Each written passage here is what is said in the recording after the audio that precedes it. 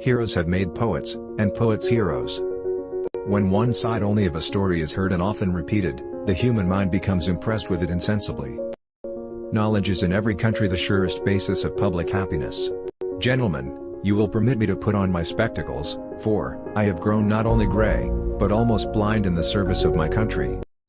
I am particularly obliged in your favor of the rum out of your own private store. I shall always remember my duty in drinking of it, and then your honor's health can never be forgot. Still, I hope I shall always possess firmness and virtue enough to maintain what I consider the most enviable of all titles, the character of an honest man. For I love to indulge the contemplation of human nature in a progressive state of improvement and amelioration, and if the idea would not be considered as visionary and chimerical, I could fondly hope. System in all things is the soul of business. To deliberate maturely, and execute promptly is the way to conduct it to advantage. With me, it has always been a maxim, rather to let my designs appear from every post is honorable in which a man can serve his country. Having now finished the work assigned me, I retire from the great theater of action. One of the expedients of party to acquire influence, within particular districts, is to misrepresent the opinions and aims of other districts. To be prepared for war is one of the most effectual means of preserving peace. A good moral character is the first essential in a man. It is therefore highly important that you should endeavor not only to be learned but virtuous.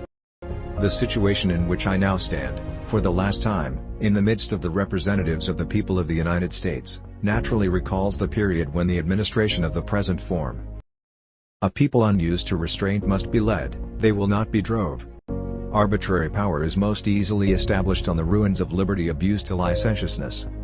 Unless someone pops in, unexpectedly, Mrs. Washington and myself will do what I believe has not been done, within the last 20 years by us, that is to sit down to dinner by ourselves.